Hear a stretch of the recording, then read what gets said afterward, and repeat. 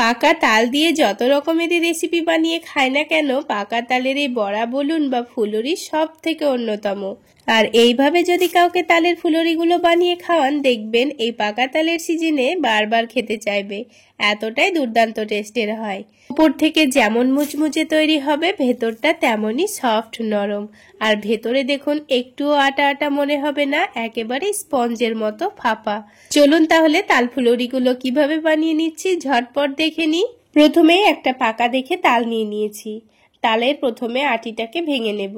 আটিগুলোকে ভেঙে নেওয়ার পর তালের খোসাটাকে ভালোভাবে ছাড়িয়ে নিতে হবে। আপনারা চাইলে প্রথমেও খোসাটাকে ছাড়িয়ে নেওয়ার পর আটিগুলোকে ভেঙে নিতে পারেন।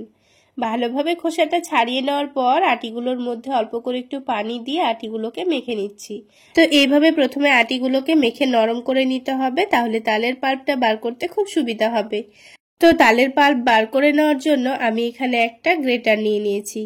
তো এরকম একটা বড় সাইজের গ্রেটার নিয়ে তালের আটিটা ঘষলেই দেখবেন খুব সুন্দরভাবে তালের পাল্পটা বেরিয়ে আসছে। তো কিছুক্ষণ এইভাবে একটু উল্টে পাল্টে ঘষে নেব আটিটাকে, আর দেখুন নিচের দিক থেকে খুব সুন্দরভাবে তালের পাল্পটা বেরিয়ে যাচ্ছে। তো কিছুক্ষণের মধ্যে সবগুলো আটি ঘষে নেওয়া হয়ে গেছে।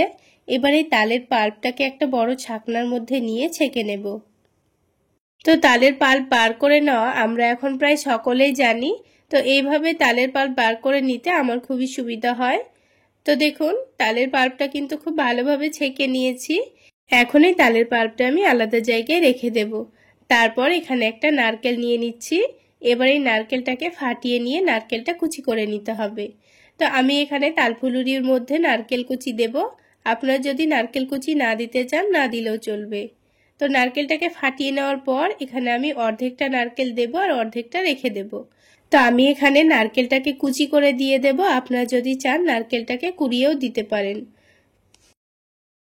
এবার নারকেলগুলোকে কুচি কুচি করে নেব।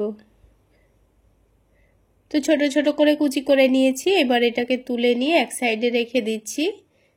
এবার যে তালের পাল্পটা আমি রেডি করে রেখেছিলাম, সেখান থেকেই 1 কাপ পরিমাণ তালের পাল্প আমি উঠিয়ে রেখেছি।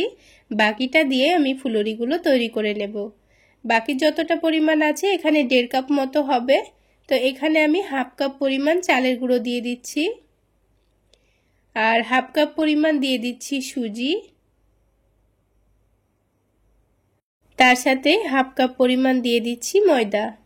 এখানে তালের পাল্পটা দিয়েই কিন্তু আমি এই শুকনো উপকরণগুলো মেখে নেব, সেই অনুযায়ী তালের পাল্প আপনারা দিয়ে দেবেন। এবার এখানে নারকেল কুচি দিয়ে দিচ্ছি। তারপর সামান্য পরিমাণ লবণ দিয়ে দেব।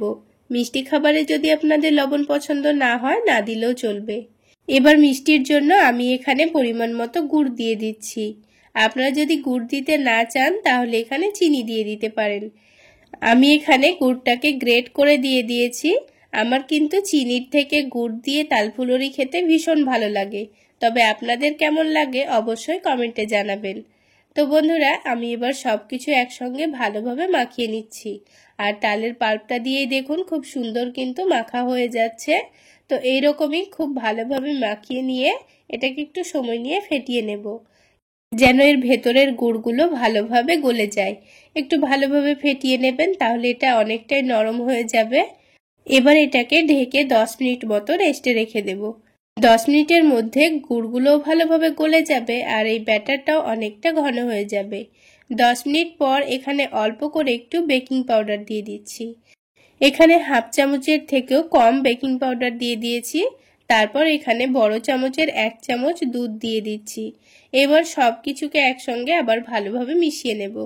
আর দেখুন ব্যাটারটি কিন্তু আগের থেকে অনেকটাই ঘন হয়ে গেছে।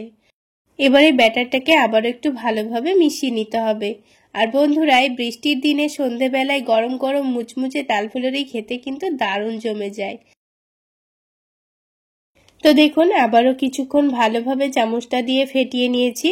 আর ফেটিয়ে নিলে কিন্তু ঠিক আগের মতোই ব্যাটারটা অনেকটা নরম হয়ে যাবে।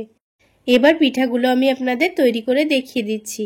তো আমি ফুলুরিগুলো ছোট ছোট করে তৈরি করে নেব, সেই জন্য অল্প অল্প করে মিশ্রণটা নিয়ে নিচ্ছি।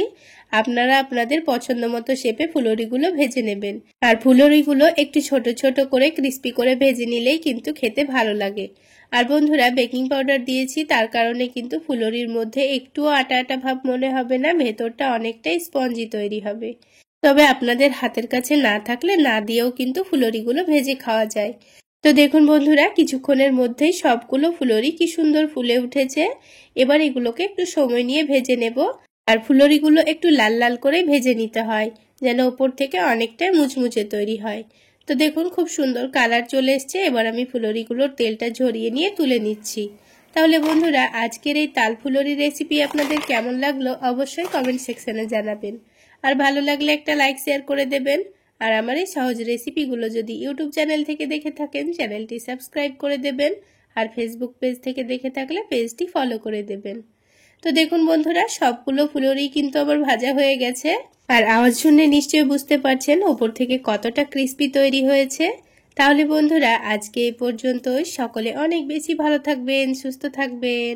দেখা হচ্ছে আরও একটি নতুন রেসিপি নিয়ে নেক্সট এপিসোডে।